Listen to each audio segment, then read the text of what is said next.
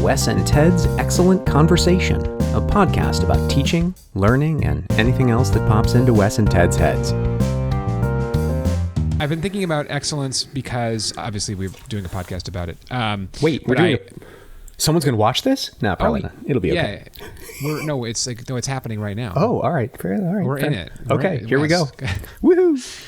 I was thinking about we had a reference last time to Bill and Ted's Excellent Adventure, and obviously that's like it's a cultural touchstone. So what is that? I've never heard of that. Yeah, it's a film starring Alex Winter and some other guy. Anyway, the use of excellent, the word excellent in that film is actually like really challenging for us, but it's also very specific, so we can just ignore it. But that was what I was thinking about when it came to like the usage of that word. I was kind of hoping I didn't want to be the one to bring it up, but I'm really glad you brought up that particular piece of cinematic experience for a couple different reasons, right? Yeah. One is the notion of be excellent to each other is both a reference to exceeding the norms and a reference to being kind in a way that I find really compelling. And the other actor, the guy in the film who is not Alex Winter, is I shouldn't say my understanding, but what I have heard is that he's a particularly genuine and generous human to the people around him, and even people sort of some distance from him. And I think that is a form of excellence that, merits mentioning in this context. Well, in our conversation last time, we were actually talking about kindness and whether, what the relation was between kindness and excellence. And I think we basically said that there wasn't any, you know what I mean? That there wasn't like an inherent relationship between them. Oh, by the way, that's Wes Carroll. Oh, right. WesCarroll.com, 2 R's, 2 L's. Oh boy, what's my fresh introduction to you? Because I've got all the, I've got the data, but what data have I not? No, let's go for brevity this time. Great. Maybe you're done. Guy. That's Wes Carroll. He's a smart guy. There you go. This is Ted Dorsey. He's a smart guy, and a genuine pleasure to talk with. I did want to mention one thing in the context of introductions, which is that when I thought back to why we started these conversations before we decided to podcast them or anything like that, I remember having like two very distinct, almost opposed reactions. One of which was, what an interesting individual you are. I'm so delighted about your success. I am so excited to be helpful to you in any way I can. I'm looking forward to supporting. And simultaneously, oh my gosh, please help me to figure out all this other stuff that I'm having terrible trouble with. And on reflection, I feel like, there's been more or less equal measure of those two bits in our conversations from my point of view over the years. And it's just lovely. For sure. Yeah. I think we're pretty... Yeah, we're different enough to keep it interesting, but similar enough to be helpful, I would say. Oh, I like that. Yeah, that's good. I've taken a page and a half of notes from watching our part one podcast here and kind of thinking about some of the stuff there. And I'm super eager to just bang down this list, but I think that would probably not be the right way to do it. But I wanted to just throw that out there so I could release the psychic tension of, I'm going to miss all this stuff. Anyway. Oh, well, there's going to be plenty to talk about. I mean, who knows? We may finish part 2 and want to do part 3. I don't know. It's because there's a lot of nuance to this word, actually. I think it's a little more interesting than I was even expecting. So yeah, I think so I'm trying to get my stupid windows. So I want to throw out a couple of things here. Yeah. So first of all, you said excellence isn't the word you use for someone who does something new. And I also said that excellence was about following someone else's agenda. And I feel like that's a piece of what I want to mention, but I feel like it misses that's only a piece of the picture. I was thinking that maybe excellence was the artful juggling of different mental frameworks. The idea of excellence is what happens when you put your rational mind in charge of your behavior instead of your, what can I say? I don't want to say emotional because it's not about turning away from emotion. Let me just see when you act with reflection and forethought rather than in a knee-jerk fashion, right? But that didn't feel quite right. I mean, there's some truth in both those things. But I came down on the side of excellence being a stepping stone. I like that. I think that makes a lot of sense to me. I would say that excellence, that there isn't it's not totally necessarily divorced from emotion, No. but they're not correlated at all. You know what I mean? Like it's not like it's not like you can't be emotional and excellent. You could be. There's just no inherent crossover. Yeah. Okay. Right. Fair enough. Yeah. Fair enough. I'm actually, Okay. my big question. I like the idea of stepping stone, which is basically you're saying that you're not at the end of the road when you reach excellent. Is that the idea? Yeah, as I was thinking about this, I sort of I came back to this idea that I've seen before. All right, let me lay this out and see if it lands for you. So there's this notion that you should find your passion and then pursue your passion. And there's been this really interesting sort of countervailing argument that I've heard recently that I find super compelling, which is, no, don't aim to find your passion. That's sort of inverted. The right way to think about it, says this argument, is find a thing that you can do, that you enjoy doing, that someone wants you to do, like craft an outcome, right? Don't start with the idea of, I'm going to artfully pursue what my heart is called to. Start with, I'm going to mindfully craft something that's going to be a good outcome. Okay. And then having crafted it, right, having learned what you need to learn in order to do the thing that you need to do in order to, form a career, form a life, or at least pay your rent, then start looking for the art in it. Because no matter what you pick, you will find places in that thing where you can have passion. Passion isn't this overarching thing that guides everything. It's smaller, subtler, and yet more pervasive than that, right? It's the notion that you can learn to be good at a thing, and you will find passion in that execution of the craft, and that's where art begins, right? It's not, I'm going to, paint in a new style. It's more like, no, learn how to paint, and then once you have the craft, then you can begin to explore art. Right? So is excellence then developing your craftsmanship? That's where I was going to go with it. Yeah, exactly. Yeah. Like excellence is being being excellent, or being an accomplished or skilled craftsperson, and that's pretty good. From that place, right? You can then vault into artistry potentially. Okay, podcast episode over. But bring it back to our jobs, right? When you bring it back to our jobs, then it becomes, I mean, you and me specifically, right? We're in the job of helping, near adults and recently becoming adults, craft their excellence. And one of the things that I keep coming back to is the idea that for so many of my students, I feel like they're so deep in crafting excellence that I'm concerned that they're going to lose sight of the fact that it's in the service of becoming an artist later. And I've said that as forming your own path and of all that kind of good stuff. Ironically, though, I think that a lot of them are more mindful of that than I give them credit for, and probably more mindful of it than I was at the analogous age. I do think a lot of them are sort of aware that, yeah, I'm jumping through this hoop now in order that I can do something later. Can I take this, please, like personal for a second? Because I think this is a really interesting idea, and I think about like musicians. Sure. If you can play, I don't know why drummer is coming to mind as like the particular. I hope it's because I'm an amateur drummer. Yeah, totally. It's funny. I didn't even realize that. I saw your drum set yesterday. I was like, oh. That's not there by accident. Yeah, totally. I want to take drum lessons actually because you take drum lessons from me. What the heck? All right, sounds good. I kind of want like a spiritual guru as my drum teacher. Oh, that's the best way to do it. Aspect. Yeah, totally. yeah. I'm thinking of drumming because there are patterns that you learn. You know what I mean? Yeah. There are and like techniques. Isn't there something like a padiddle or something like that? Paradiddle, yeah. Paradiddle, thank you. Yeah, it's a particular pattern, a way you move your hands to strike the drum in a particular sequence. Yeah, exactly. Yeah. Padiddle, by the way, which is not the right thing. Is that a thing? That's the thing that you say in Minnesota when you see a car with one headlight. Which, by the way, this is going down. I feel like I have heard that tangent actually. After tangent. Yeah. So you smack the roof of the car and you say padiddle. And what does that entitle you to? It's got to entitle you to something, right? Punching your sibling. So you get to hit him right then. Yeah, of course it does. It's Minnesota. Yeah, sure. Sure.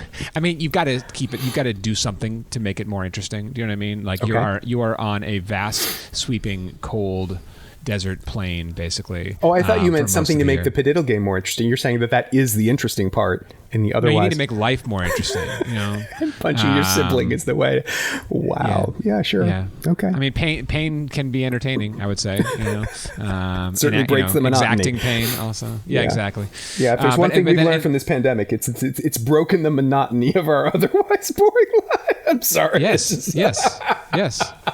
Everyone's. I mean, yeah. I think. Okay, two further tangents. Sure. I promise I'm coming back. I have this question ready to go.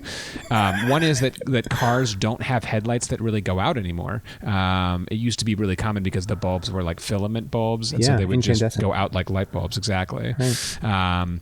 And now they don't. So the game Padiddle is probably. So you're saying the quality of life in Minnesota has decreased for humans of a particular age range. Well, and that's a whole other topic about comfort, basically, comfort being the enemy of fulfillment. At some point. Wait a minute. Hold on a second. I got to write that one down. Comfort as the enemy of fulfillment. See, for me, what you're really talking about there is, I frame this as pleasure in the moment versus sort of pleasure over a longer time. Maybe pleasure is the wrong word, but like a good outcome in the moment versus a good outcome over a longer time scope. The ability to cast forward. Yeah. Right. Or like delayed gratification too. Yeah, you know what I mean? Like pain now for pleasure later. Like it's not just about the pleasure down the road. It's about, it is about the pain. It's about the little bit of suffering, to get there. Oh, finding some pleasure in the anticipation of what comes later and associating it with your discomfort in the moment. That's next level, dude. But weirdly, this is we actually alluded to that in the first episode about excellence. That like that's part of it. It's like potentially it is the delay of gratification specifically. Mm-hmm. Here's my question for you about like the pursuit of excellence and that sort of like paradiddle idea. That you're learning this technique and then you need to deploy it in a just to know that the sequence and the technique is just to build your toolbox, you know what I mean? But not to teach you how to actually employ the toolbox to do anything interesting, to say anything cool or exciting. So my question for you is about a quote that you had last time that we didn't explore too much, but I think is relevant to this. Okay. You had said that excellence when you were younger, especially, was built into your psyche. Yeah. Say more about that. I mean, was that a helpful tool and to you? Like, how do you view that now? Okay, so a couple things. If you buy into the framework that that pursuit of excellence is actually pursuit of mastery of a craft that will later be used, perhaps, to generate art, on some level, right? Then it would be appropriate to consider the pursuit of excellence to be the pursuit of someone else's agenda, because someone else has defined the craft you're trying to be good at here. Right. So in that sense, there's no malice, or dark shadow behind this. It's just kind of the nature of the beast, right? But I think it's also worth noting. Well, I made this other note in looking here. You mentioned that excellence might fall between 2.5 and 4 standard deviations. That might be right. That's what it's about. And I noted that if you peg excellence to standard deviations, then you have to acknowledge that our society has shifted to a more multivariable value system over our lifetimes so far. That's true, I'd say. Yeah. And therefore, the meaning of standard, like what axis you pick. Yeah. Well, no, I'm just saying that when I was younger, and now, maybe society's shifted and maybe it's just that my perception has obviously, sort of matured, right? But I look at, B Corps didn't exist when I was a kid, right? The class system in the place I grew up seemed well defined and, if not rigid, at least agreed. Well, no, I shouldn't say agreed on in the sense of everyone thought it was a good idea, but it was agreed on in the sense that everyone agreed on what was happening, independent of whether you thought it was a good thing. Anyway, my point is here that if excellence is about standard deviations only happen along an axis, right? There is a value structure, and you're either above or below some point. Linear. It's linear. Yeah, that's the thing I'm trying to say. Thank you. And I'm saying that it's become much less linear. It's become, as a math guy, I frame it as there are more lines going in different directions, right? You can do better along this line while you're doing worse along this other line, right? You can be rich and yet be unkind, or however you want to frame it, right? And so So the notion that someone else should be framing what excellence is for me, I think was a less controversial point of view when my world had fewer degrees of freedom to it, right? When there were fewer axes, when it was just like, look, you're trying to achieve this goal that everyone in the culture agrees would be a good outcome. Whereas now there are more questions you have to answer before you can get all-way agreement on what a good outcome even looks like. I agree with that. I think that the world that the industry that I travel in, which is basically college admissions, has probably gotten like more open-minded, more diverse since I was applying to college. But at the same time, there is still a linearity to it, and like a clear, like, for a lot of people, for maybe at least 70% of people, a pretty well-established idea of what excellent is. And I'm not fond of it. I'm not crazy about it, but that is just the truth. You know what I mean? That there is a U.S. News and World Report ranking of colleges, and that matters. And yet, I'll name drop Seth Godin, right? As he's a marketing guy, but he's also I think a deep thinker, and a super helpful fellow. Anyway, definitely.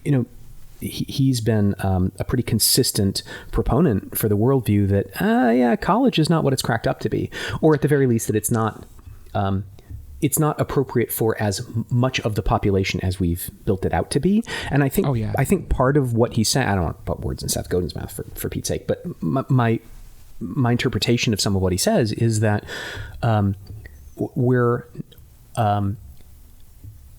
we're behaving as though we live in a one-dimensional world where getting into the best college is valuable. Like, you're right, U.S. News and World Report is defining what the best colleges are. And while some people would say, yeah, but what's the best for you? I think that's not zooming the camera out far enough. I think that if you zoom it way out, sort of more to where I think Seth is standing, then it's not about which college is best for you, best fit wise. It's about, is college right for you? It's really about what is best for you. Leave behind college admissions, leave behind all that other stuff, and ask the bigger, broader question of like, okay, what is best? That is one of many. That's one of an infinite number of options.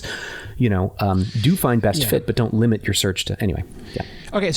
So then in terms of framing up excellence, right. Because I think this gets at this important aspect of, is it defined based on other people's point of view and previously held sort of like standards, and your adherence to those. Basically, did you get into a top 25 college or whatever that is? I totally agree with Seth Godin. I 100% agree. And also, if you look at a list of kind of successful people, famous and successful people, and where they went to college, you might be surprised to see how few of them went to a great college. You know what I mean? Or a top, like a top 10 college or whatever. Like, it's going to the colleges, and the correlation to your success isn't that great. There probably is a little bit. If there were some way to, I think I'd push back on that. I totally just. I go ahead. By all means. If you show that I'm being foolish, I will embrace that and admit it for sure, and that may well happen. I'm gonna do a search while you talk. Yeah, no, that's totally fair. Use the power of the internet against me. Oh boy, I'm the David against the Goliath here. I think that in general, okay. So first of all, I totally accept your point, right? If the U.S. News and World Report ranking of colleges is the end all be all, then we would expect all the famous, successful, whatever criterion people to come from those colleges, and that's not the case. Okay, yep, fully agree. But I would be shocked to learn that there isn't a very strong correlation between people who go to those places and people who are successful or whatever in the world on average. I think that going there greatly increases your chances of a good outcome. Although I would point out, as I think Seth probably would as well, that I don't mean to use Seth as my sort of constant touchstone here, but if the shoe fits,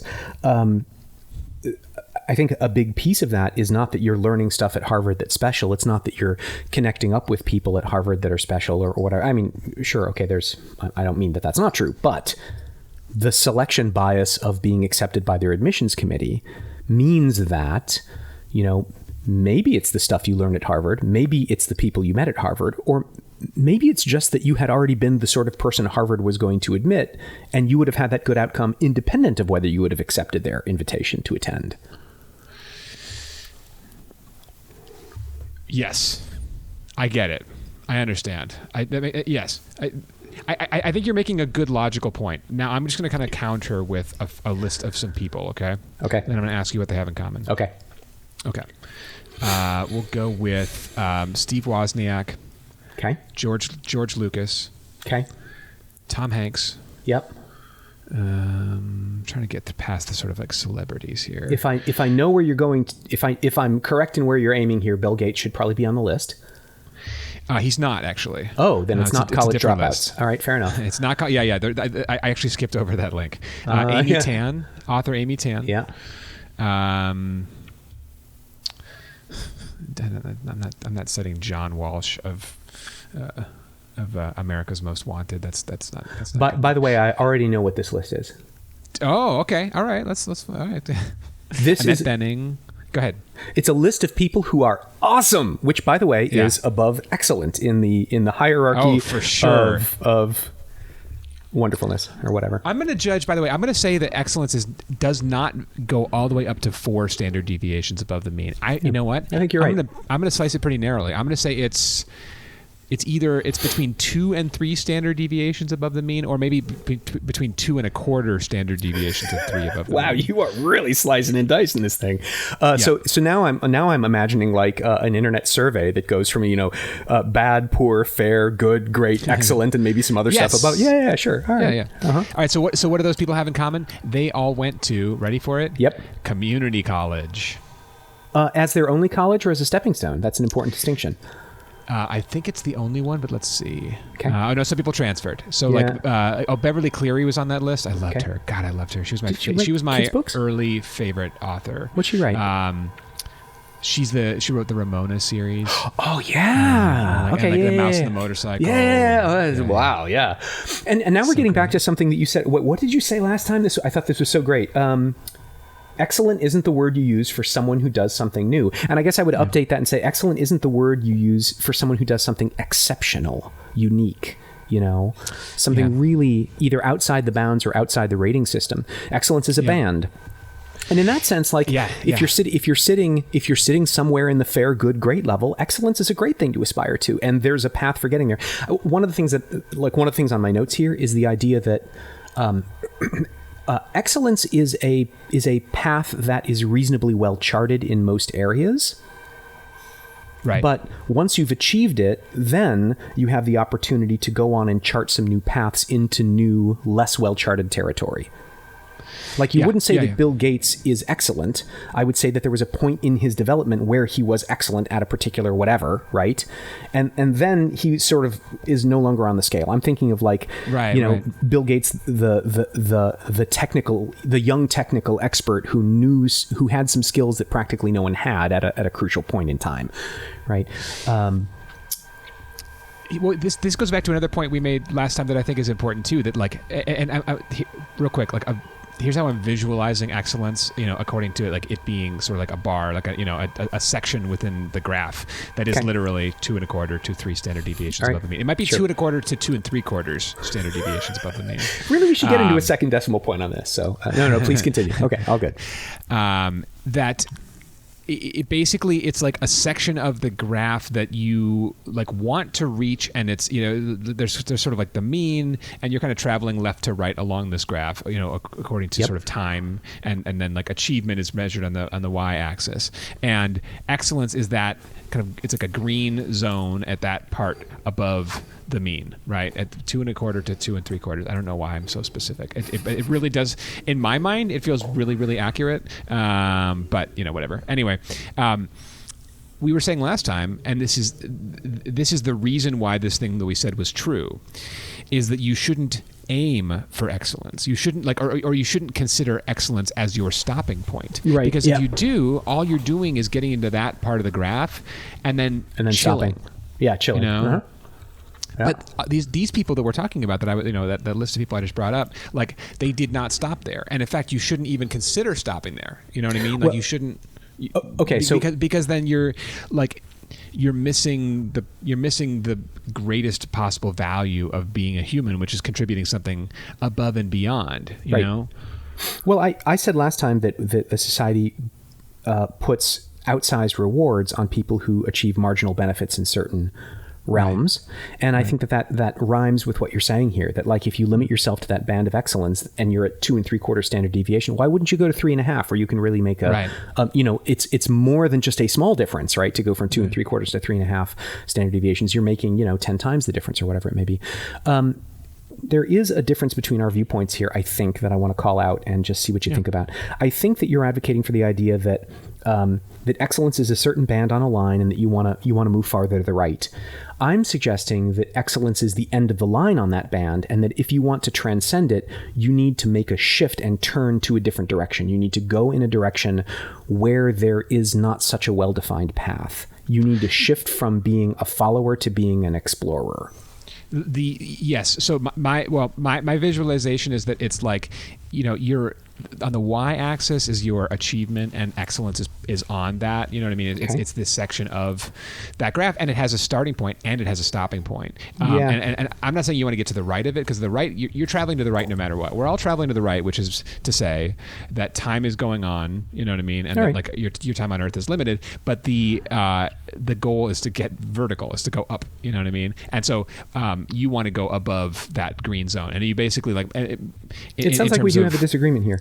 I'm saying that you need to move from measuring yourself on the y-axis to measuring yourself on the WHY y-axis. You need to move into a realm where you are defining what a better direction is. You need to transcend.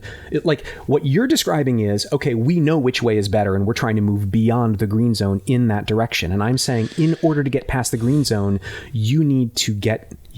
You can no longer just move in that predefined direction, because there haven't been enough people moving beyond to define well what shape that area has. Okay, so 2 questions. One is, do you want to sign off and write that book right now? Just get started. The y-axis. The y-axis. Oh my God, there are 3 nerds in the world who will read that book, and that's awesome. I do one of them. I don't know. There's some. I don't know. There's some appeal to that. Remember that when you write a self-help book, you need exactly one idea, and you need to blow it out to 240 pages. Yes, exactly. No, not gonna. Can I just tell you? This is not even a humble brag. This is just a plain brag. I'm so proud of this.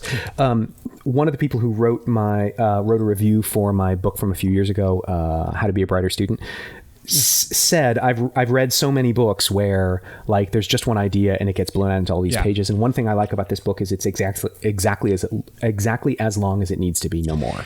And I just thought, I worked so hard to do that. I'm so glad somebody noticed.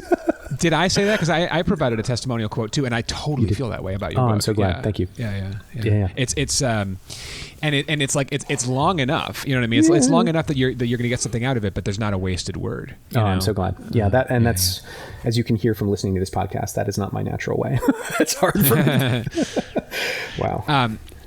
So, yeah, I think in a way. This is me coming back to my like anti-excellence rant. That I don't know. I think that excellence is a red herring.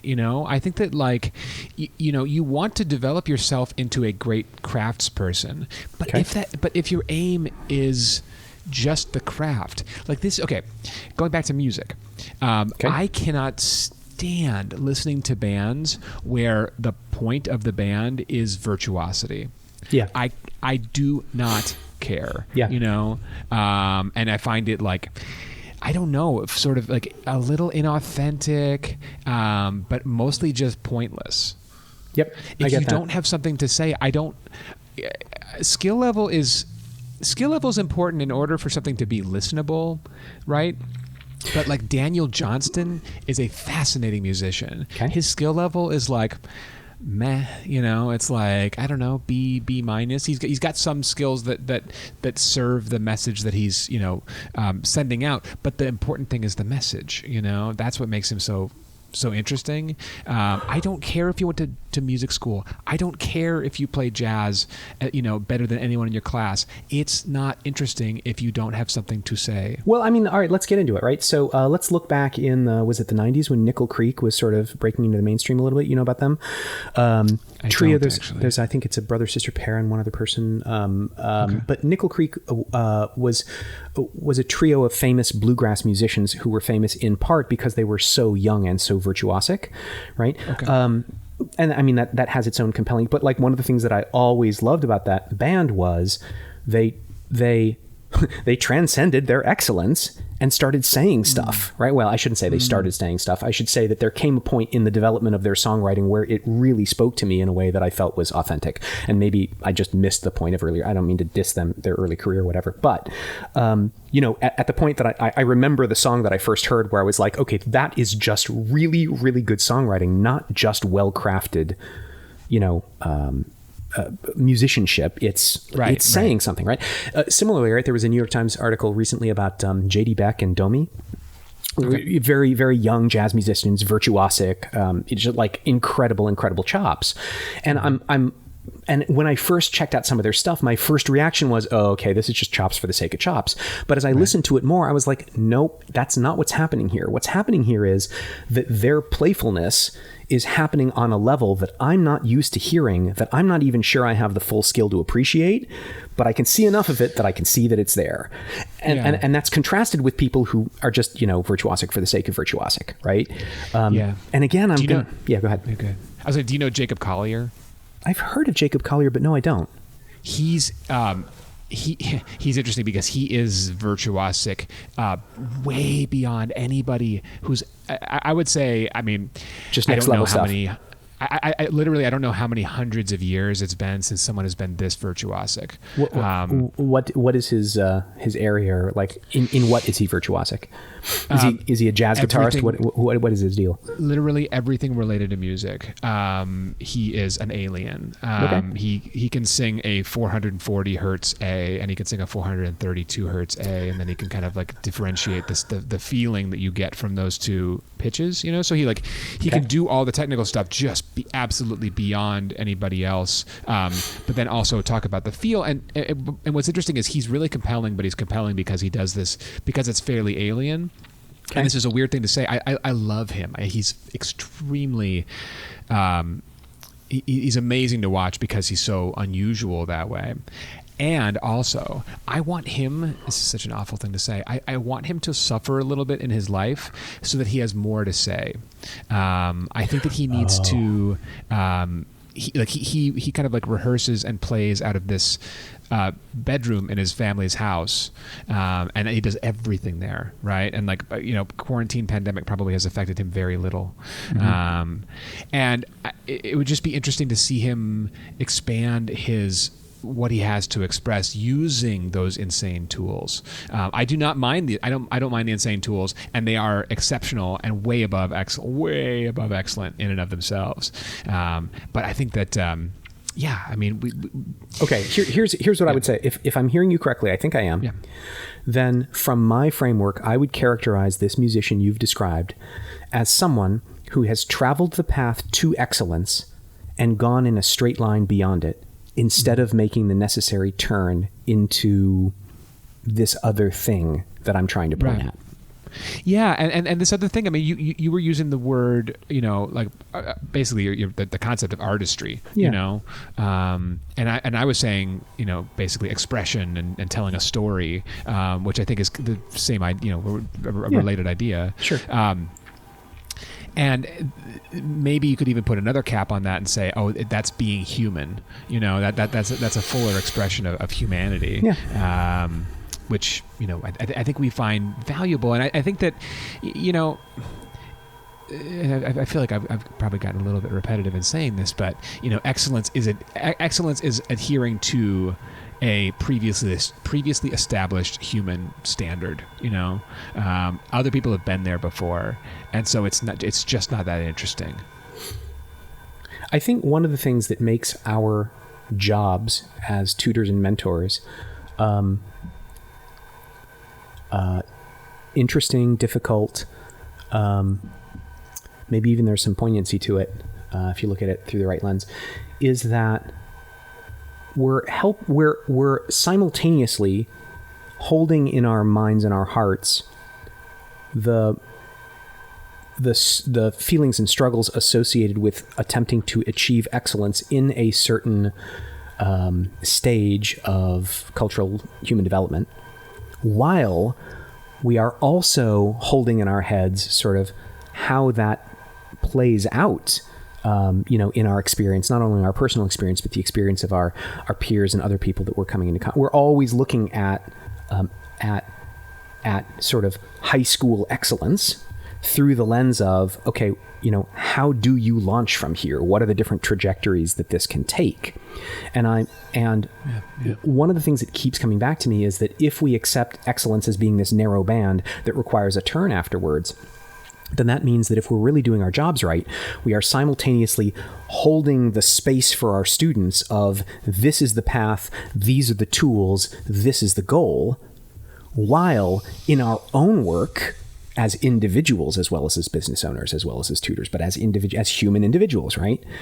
Yeah. We are trying to chart some. Well, there are plenty of places where we're merely trying to get beyond fair to good to great to excellent, like in our adherence to good diet, like whatever. I'm not excellent in that, certainly, but with respect to trying to.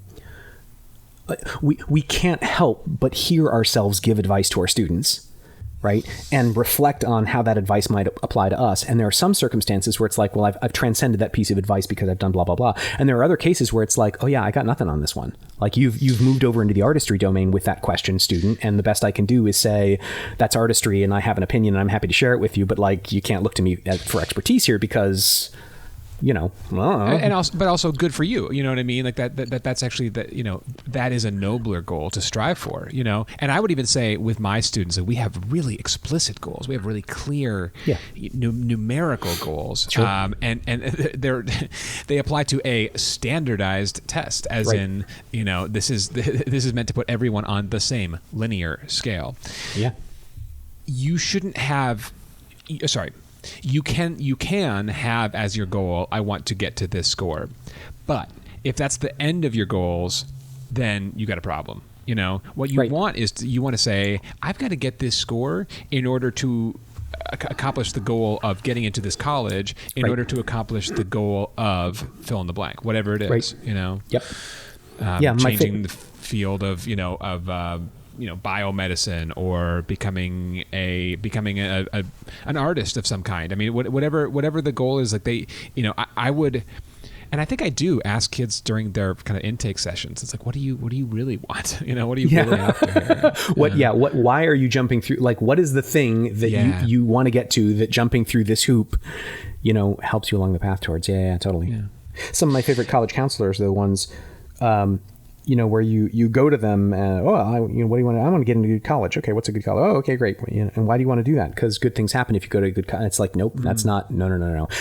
In fact, I've had colleagues of mine, I'm thinking one in particular, who have, advised people, look, go to this undergraduate institution that is generally less well acclaimed than this other one because it is more highly acclaimed for the purpose of this thing you're trying to do, right? Like, yes, it's not a super prestigious whatever, but if you pursue this path at this thing, that will lead you to this other grad school that accepts a lot of people from this undergraduate institution that has an excellent program that, has a higher proportion of, whatever it is, Nobel Prize winners or, whatever in your field, that kind of thing, of just kind of thinking a few steps ahead to get at that business of like, what are you really doing this for? Like, what are you trying to accomplish here?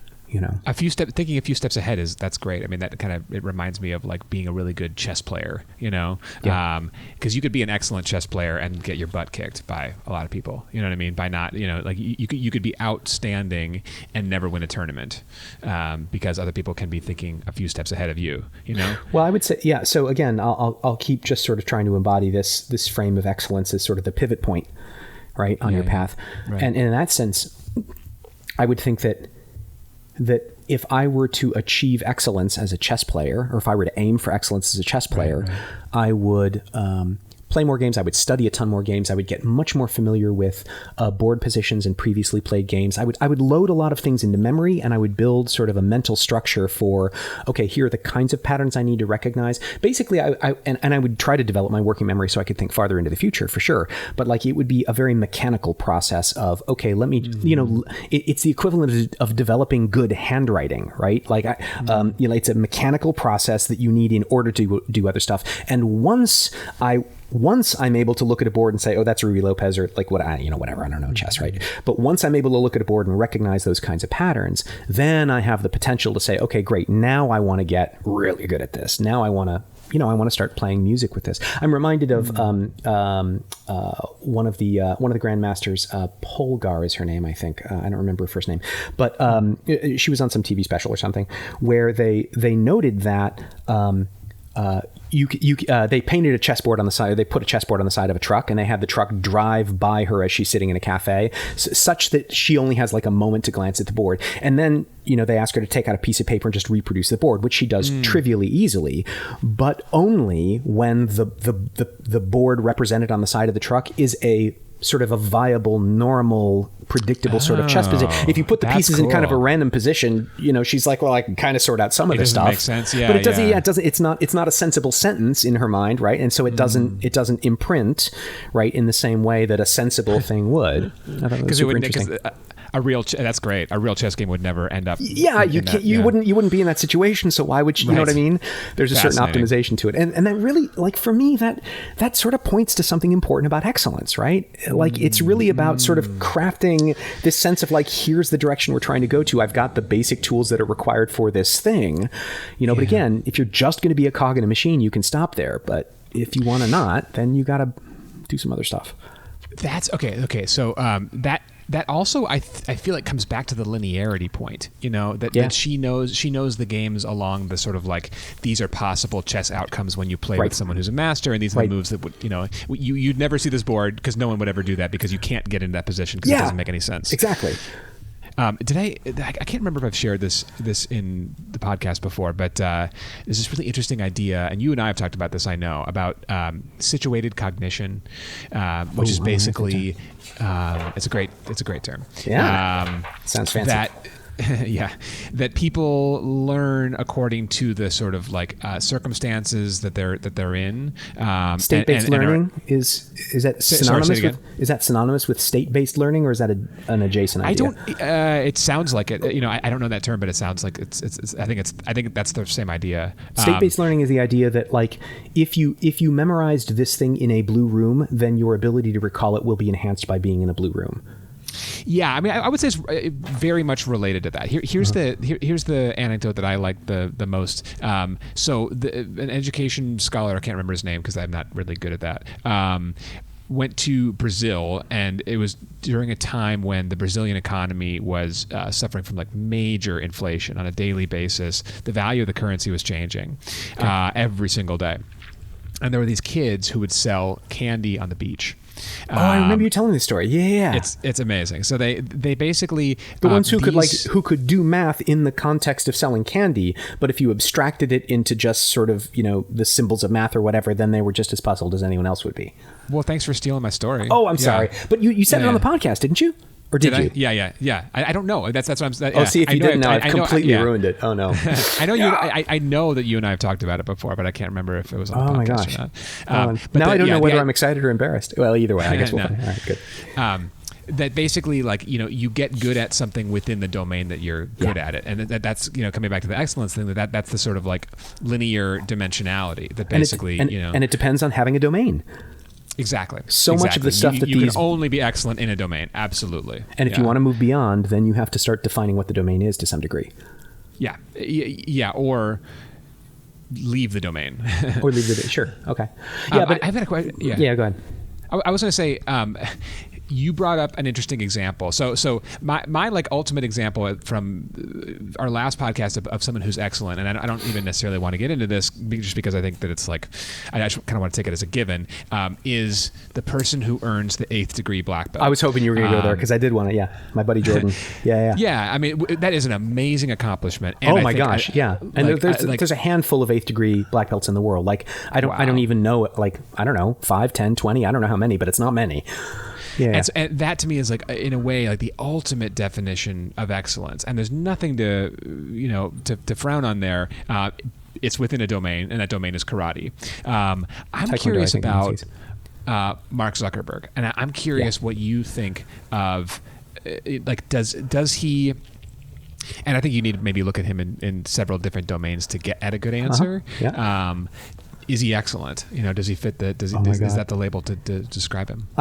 It feels like I teed you up to make those comments, because here's the thing: I was actually texting with Jordan just yesterday, mentioning that I'd mentioned him on the podcast in the context of this stuff, and he was texting me to say, "Hey, why don't you download this app made by Facebook so that we can keep in closer touch?" And I said, No. We can use this other app that's not controlled by Zuckerberg, which he sort of picked up on immediately. What I would say is that so Jordan's there is absolutely excellence in Jordan's having achieved an 8th degree black belt in a way that I think is at least somewhat analogous to Mark's excellence in having built the empire that he's built, for sure. Right. And I would the way I would contrast their achievements is that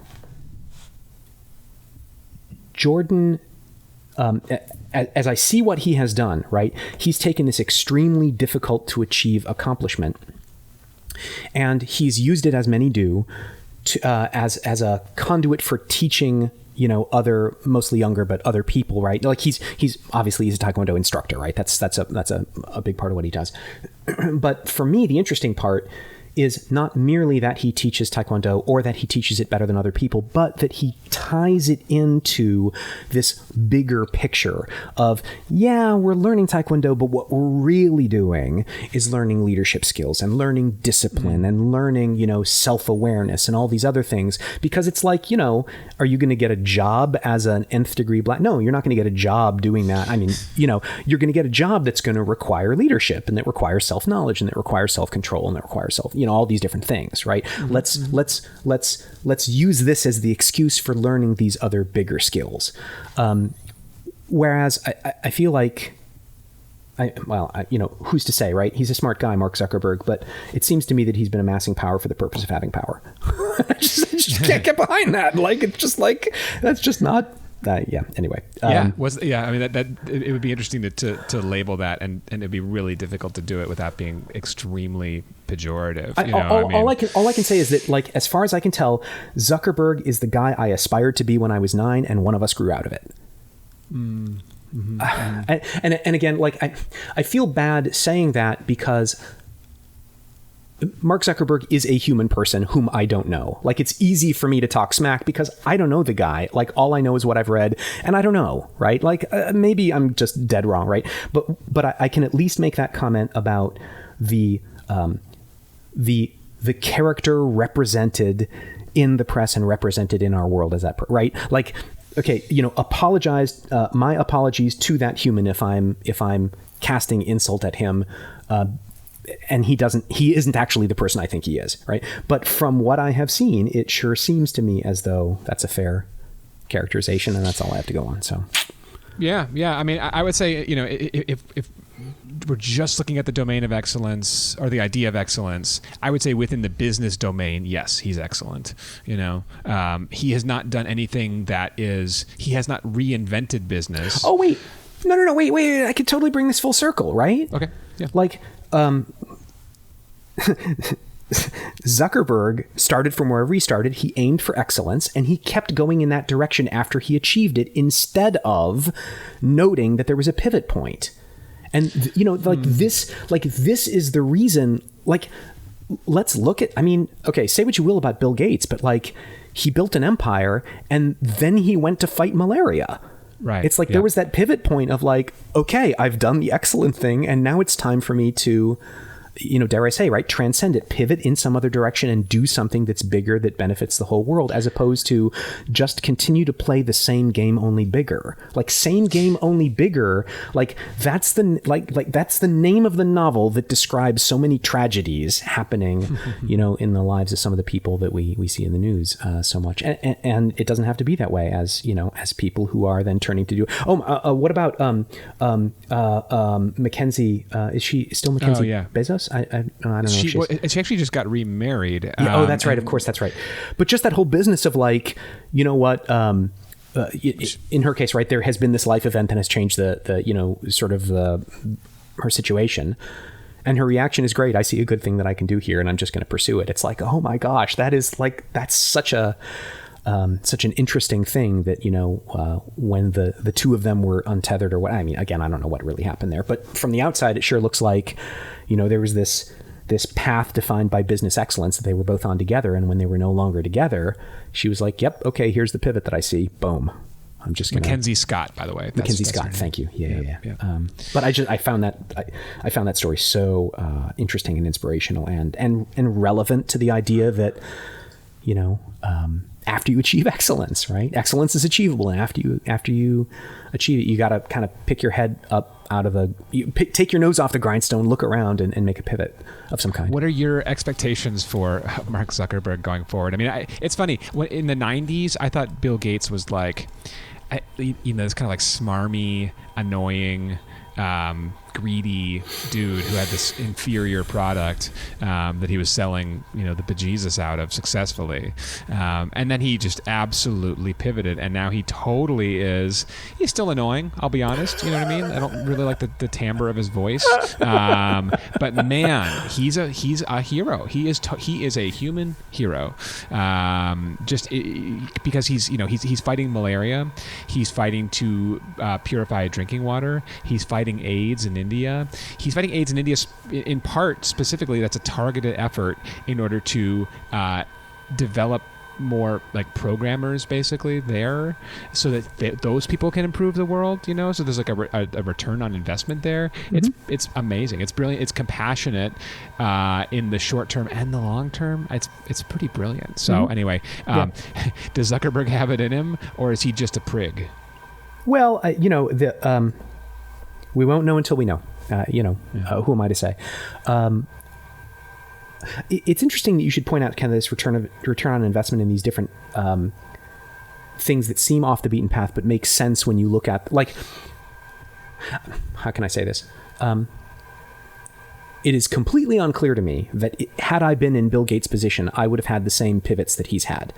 Like, as I look at what he's done, it all, like, the narrative all makes sense. All the pivots make sense. And it's like, oh yeah, that's the right thing to have done. But like, if I were in the middle of that, would I make those pivots? I'm not as smart as Bill Gates. It's hard to imagine, right? Even if you argue that those pivots are more about wisdom than smarts, still, right. It's not clear to me that anyway, I'm reminded of, my brother-in-law pointed out to me recently that there's this company who, and what they do is they go around, they fly planes around, they move detectors around in some way to figure out where there are methane leaks or, some leaks from, oil wells or whatever. And then they have the companies that own the wells plug the leaks. And I thought, wow, that is the most unsexy way I have ever heard of to fight climate change. And yet I bet that's a super effective strategy. You know what I mean? Mm-hmm. Like, what an interesting thing. And like, what does it take for someone to say, oh, you know what? This is going to be completely unglamorous and it's going to get the job done. And maybe that's a through thread, right? If you really know what job you're trying to do, then some of these twists and turns don't feel like twists and turns. They're just like the obvious next step to do. But from a position of someone who is only used to chasing along a path that someone else has defined, I should think that the first time you make that pivot, it really feels weird. Anyway. Is excellence a tool to get to that place? You know what I mean? Does it provide training that gets you the ability to take the next step that is beyond what has been done before, right? It's like that, there probably wasn't, I don't know this for a fact, but there probably wasn't a job of the person who plugs, who seeks out and then encourages companies to plug methane leaks, right? But does pursuing excellence on the way there show you, hey, I can tackle difficult tasks. I can identify tasks and then solve them right? So even though it's been on a prescribed path up until that point, before you get to the sort of like the great unknown, did excellence make that possible, or did it sort of facilitate that? I would frame excellence as anti. Like, excellence earns you a seat at the table, and what you do with the seat at the table is up to you. And I keep coming, I think I've mentioned this on the podcast too. I'm remembering the Christmas when I was 9 or 10 or however old I was, when I got a book called Modern Chess Openings. Because I knew how the pieces moved. I knew what the game was about. I had some, novice understanding of what it was, but I couldn't, my dad and his buddies routinely played chess, and like, it was always a slaughter whenever I played him or anyone else, because I just didn't know what I was doing. And when I read the first few pages of Modern Chess Openings, like a light bulb went on of like, nope, the goal of this is not to move the pieces in accordance with the rules. The goal of this is to win. And here are some ways to do it. Mm-hmm. And like the next morning I beat him at chess for the first time. Wow. Because it was just like that business of like, I had anteed up the rules, but I didn't understand the deeper level, right? I went on to lose to him a bunch of other times, but at least I was a competent player, at least near his level at that point. And I think there's something to that, right? Excellence as ante. Like, yeah, you gotta do the stuff to show up. It's just like, you learn scales as a musician, you learn handwriting, or I guess typing skills as a professional writer. Like, there's all, like, you need all that stuff, but that's not what it's about. Excellence isn't what it's about, is the thing I'm trying to say. And I guess that's part of my beef with the Zuckerbergs of the world, as I understand them, is that, as far as I can tell, excellence is like this business of, they don't see it as anti, they see it as the means to the end, or they see it as the end rather than the means to the end. I wonder if that would be a cool topic for the next podcast. It would be like artistry and innovation. What's the level? What's that level? Once you've taken that pivot point, what are your options? Well, if we're going to do that, then I think we probably have to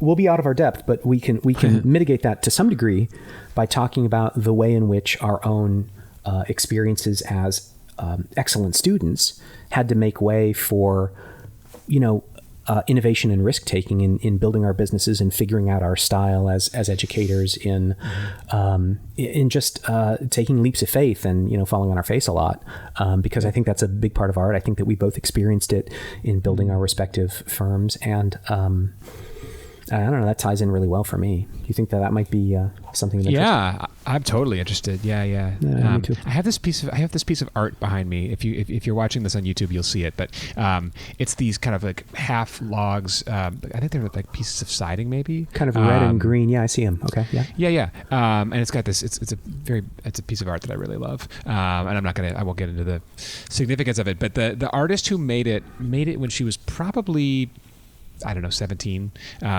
was definitely a high school student, because she was my mom's student at the Minnesota Center for Arts Education, I think it was called then. Okay. Anyway, now the Perpich Center, not important. She is a professional artist now, and her work bears some similarity to this piece, but is much more abstract. It's very beautiful, and it's, in a way, kind of simple in terms of presenting color fields.